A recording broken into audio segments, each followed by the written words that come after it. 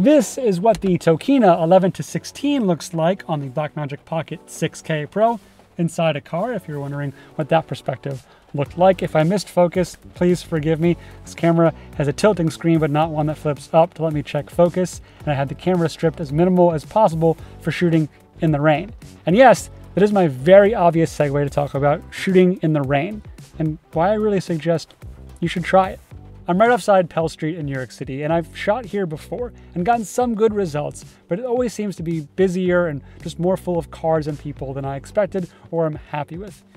I know I should expect that living in New York City, but sometimes you can be surprised how much more busy things can get. But if you go when it's a little rainy, if you go when it's a little bit too cold, if you go during an off hour, sometimes you're gonna get more of that image you had in your mind because it'll be just you and the location. So next time it's a little too chilly or you think you missed the light, maybe give it a shot. But don't go out in the rain right now. You gotta subscribe first. Subscribe to the channel before you go shooting in the rain. Different day, different form of transportation, same lens on the camera. So why use this setup? This lens is really affordable. That's the main reason, and it's probably in the title of this video. Today I saw it for $399, which is really affordable for a zoom lens on the wide end that has a consistent aperture. Consistent aperture is really important for doing anything related to video. It's not as important in photography, but I find it to be annoying on any lens if you zoom in on something and your minimum aperture increases. It's just not an ideal way to shoot and compose and expose your shots.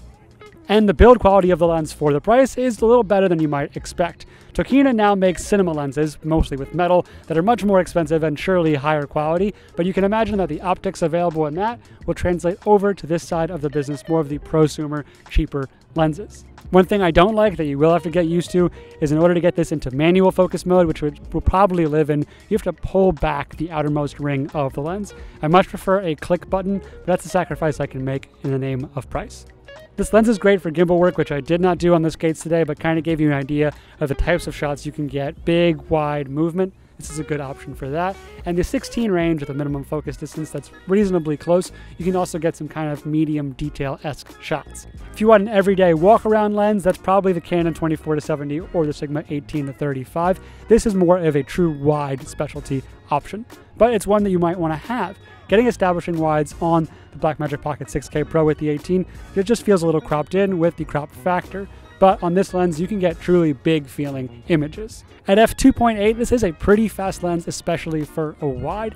Yes, it's not 1.8, 1.4, but find me a lens that costs as much as this one does that has those specs. Not possible. So between this lens, the Sigma 18-35, and the Canon 24-70, I think you've got a really well-rounded zoom kit.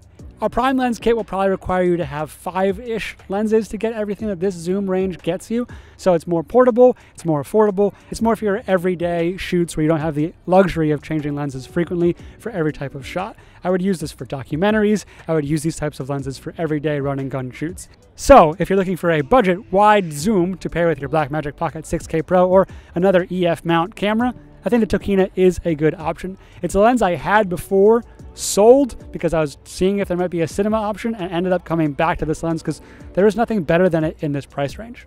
So thank you for joining me on the skate experience of talking about budget zoom lenses for the Blackmagic Pocket 6K Pro. If there are other lenses, other lens sets you'd like to see me give examples of on this camera, please let me know in the comments below. I very much enjoyed making these types of video, you know, a little more freeform, a little more just see what you get and make a video out of it and talk about all the things you do and do not like at the end of a day. It's a little more authentic, and I think it's what you actually will be doing if you're shooting with these lenses. So I thought it was a complimentary style of video. Sun is going down. We got like 2 minutes left on the card. Thanks for taking a spin, as corny as that may seem, on this case with me. Thanks for watching this one. Thanks for watching all of them. If you did, I know I asked you to subscribe early in the video, but I'm going to ask you one more time as we approach 1,000 subscribers to please subscribe to this channel. Till next time, I'm George Michael. Thanks for watching this video. I'm off walking. I'm back on the skates.